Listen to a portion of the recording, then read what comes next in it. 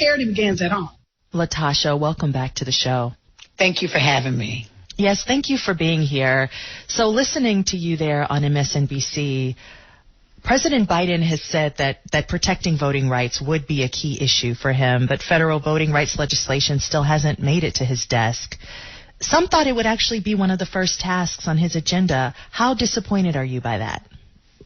I am incredibly disappointed. It is the fact that we're at the end of 2021 and we still don't have federal legislation. But not only that, while we've heard the president say that this is a key part of his agenda, we've just not seen the kind of actions to say it would be so. The fact that you would think about using filibuster for an agenda item that's important to you, but not necessarily push the Senate to put away the filibuster for voting rights legislation, I think speaks for itself. The fact that you would actually host a democracy summit in Washington in your backyard, while currently, as a black voter in the state of Georgia, I have less voter protection now than I did last year. And partly it's because black voters historically supported him and the Democrats. And so here we are getting punished for participating in the last election cycle that actually benefited he and the Democrats, and they won't do everything that is in their power to make sure that voting rights legislation is a core and a central issue. Well, in the state of Georgia, you like to remind people that since 2018, the Democrats have captured 2 congressional seats, 2 Senate seats, and 3 state Senate seats.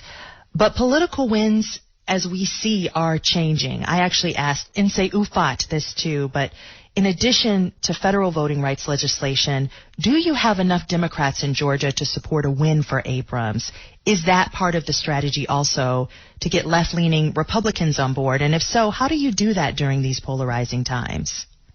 Well, I do think that there are enough voters in the state of Georgia. When you look at even the last census, that is not the challenge. The challenge is, can the numbers overcome the level of cheating? And when I mean cheating, I mean using tools. There are 3 tools that have always been used to suppress the vote in the South. And throughout this nation, one has been around restricting access to the ballot. We saw that in SB 202, which was the law that was passed in Georgia last year that actually gives lesser days for absentee ballot voting. It puts a number of things from organizations being able to support voters on the ground. A second thing has always been around creating a culture of fear. And I think part of what you saw in that same SB 202 was legislating elements to actually create fear, to say organizations to not participate or to help people literally move them to the polls, to help mobilize them to the polls. And then the third thing has always been to legalize a process that will weaponize the administrative process. And so we're seeing that in Georgia as well. We're already seeing the Republicans in Georgia that are seeking to take over election boards in various counties and to remove people who have been doing this work for a number of years, who have integrity, to remove them from the voting rolls and to give themselves the power that if they don't like the outcome, they can actually overturn the results of an election.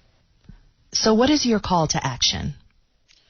So I think we need several things. One, I think we have to continue all across this nation to push for federal legislation. We cannot let up on that. I think we actually have to go deeper around pushing this administration going forward. It should be the most critical issue going into 2022. The second thing is I think we're going to have to make sure that we are removing people from office who are standing in the way of progress, who are literally okay with suppressing the vote of others. That's just not acceptable, no matter where you are on the spectrum. And so we're going to have to come out in record numbers to try to overcome some of this weaponizing of the administration process for us, which is going to require us organizing.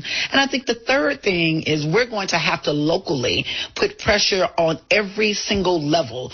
This has to be such an issue that it becomes the key and the most critical issue that Americans are facing, or Americans are talking about every single day, to make sure that democracy is not unraveled.